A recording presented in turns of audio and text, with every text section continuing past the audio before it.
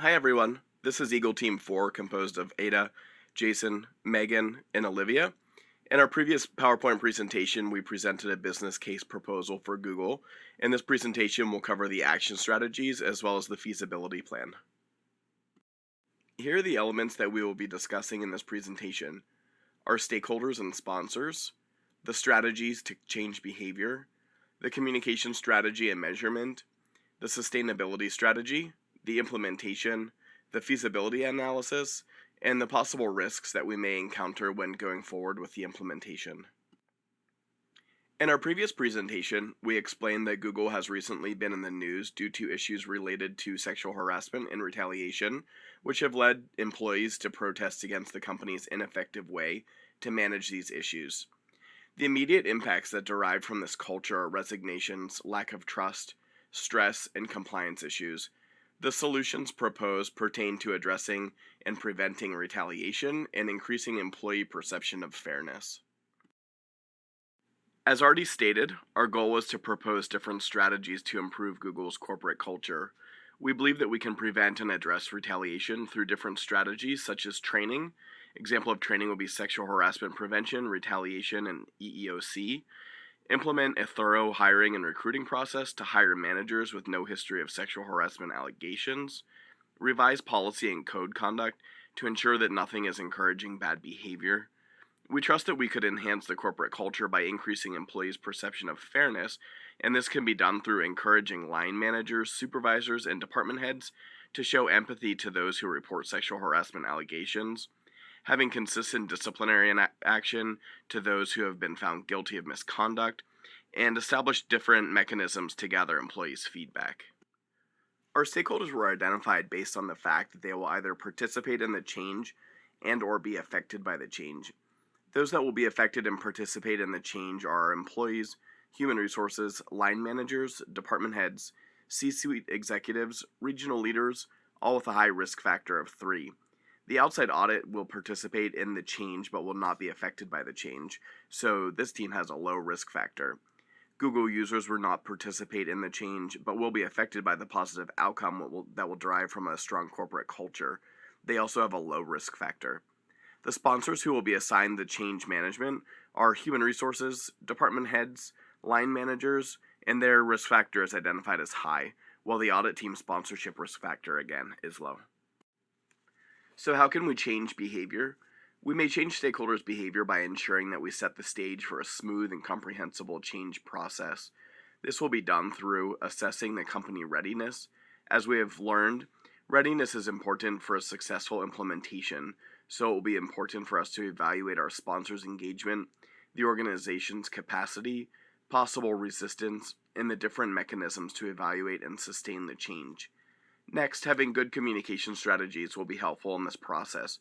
Different channels of communication will be used to communicate with our stakeholders, and these include email, memos, meetings, focus groups, etc. It will also be important to know how often we should communicate with our different stakeholders. For some, it should be weekly. For others, it could be a monthly basis. The communication strategy will also involve reminding all employees about the sexual harassment policy and having a clear message that summarizes the project using the 5 W's. What is this change about? Why are we embarking on this journey? Who will be responsible for managing the change? How will it be implemented? And when does the project begin? Next, as already mentioned, training employees on different topics such as retaliation and diversity and inclusion will teach employees how to treat each other fairly and respectfully. Our fourth strategy is to change behavior through promoting good behavior. It will be important for all employees to know what type of behavior is expected from them, encourage them to police themselves, and to do the right thing in order to maintain a culture of respect free of misconduct. Thank you, Jason. This is Aida, and I will be moving forward. For the communication strategy, we will proceed as follows. Our goal is to make Google a best place to work. This goal is easy to understand, so it may stick with the employees. It will be measured by using different metrics such as employee satisfaction survey, turnover rate, and employee engagement. The objective will be to reduce the number of sexual harassment and retaliation allegations by the end of 2020. And this objective will be measured by the number of sexual harassment and retaliation claims gathered in a given period of time. Our strategy involves implementing effective employee training programs, and the different metrics that we will be using to measure this strategy involves training hours per employee and the number of courses provided in a given period of time. As already mentioned, our target audience includes stakeholders such as employees, line managers, and key executives. We will measure our target audience by tracking the number of people we are communicating with and also tracking the number of employees that are taking the training courses provided. The key message that we want to convey is also easy to understand, so it may stick with the employees. We want to inform employees that the change is meant to enhance the corporate culture in a way that everyone feels respected and accepted. As Jason already stated, our channels of communication will include email, memos, meetings, and will also plan to utilize the company's intranet.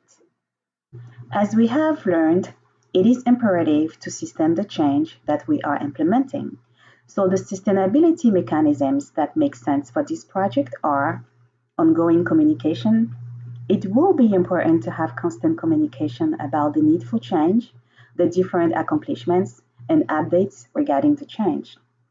Metric tracking will also help identify if Google is reaching its objective, which is to decrease misconduct allegations by the end of 2020. Reward and recognition will also be an important mechanism. This will be about recognizing departments that report decrease in sexual harassment and retaliation allegations, and also recognizing champions who are enforcing the change. Our continuous improvement mechanism will be about building on feedback received, observations, and metrics to improve the implementation process. When it comes to the implementation, we are planning to implement the project in 4 steps. The first step is to develop a strategic planning, which is about enumerating the goal, the objective, strategies, tactics to be used, and also planning the overall budget needed for the different expenses. Step 2 will be about enumerating the various tasks that we intend to complete, and these are, for instance, building a change team, assessing readiness, revising policies, and hiring procedures. The third step concerns how the change will be executed. We intend to use Carter's 8-step change management model to ensure that the change will be effectively prepared, managed, and embraced. Step 4 will be the evaluation and monitoring process. This involves evaluating the effectiveness of our different strategies and using metrics to measure misconduct allegations over time. The implementation timeline has 3 stages. Because we are dealing with sensitive issues, we intend to start the project as soon as possible, so the kickoff date is November 1st, 2019. Stage 1, the strategic planning activities will be done immediately. Stage 2, other tasks such as assessing the company readiness and revising policies will be completed within the first 30 days. It is important to note that our timeline will be adjusted based on the different risks or concerns that we may face during the implementation process.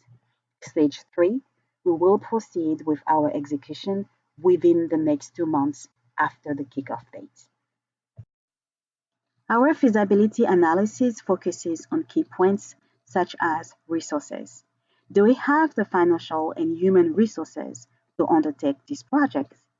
We are anticipating that this will be a yes because we are planning to conduct a cost and benefit analysis, build a change agent team, and hire an audit team. The second key point is the assessment of the implementation process. Is it possible for us to implement this project? Yes, we can. We have already identified the different steps for the implementation, which are the strategic planning, actions, implementation, and evaluation. Another key point relates to the deliverables. These have been identified, and they include, for instance, readiness results, stakeholders affected by the change, reasons for resistance, and the various mechanisms to sustain the change. The fourth key point was to determine the best time for us to start the project, and we have agreed that the 1st of November 2019 will be the best kickoff date. Lastly, when it comes to return on investment, how can this project benefit the company? We believe that fewer or no costly separation agreements and no costly legal settlements due to sexual harassment and retaliation will be the best ROI for the company. As stated before, we are anticipating to face some risks and concerns while implementing this project. Revamping an organizational culture is about changing the status quo, so we know that stakeholders' resistance will be one of our major challenges. And we are ready to face this challenge by listening and addressing concerns related to this change. We are planning to conduct a survey and have a focus group to gather concerns. We are also anticipating that many victims of sexual harassment and retaliation will be hesitant to come forward because of trust issues. So, our objective is to convince all employees that these issues are now being addressed differently and that the company is leveraging various strategies to promote a culture free of sexual harassment and retaliation. Lack of key executives' involvement could also be an issue, but we are planning to use facts such as survey and benchmarking activity results and SWOT analysis to educate and convince them about the change. It will also be problematic if the company does not have a strong succession planning process in place. This means that knowledge about sustaining the change may not be transferred to new leaders when old leaders suddenly resign. So the goal will be to recommend the company to implement an effective succession planning process. In conclusion, we believe that Google will benefit from the change in many different ways, including cost reduction, employee satisfaction, increase in productivity, and increase in ROI. Eagle 4 would like to take the time to thank you for listening to this presentation.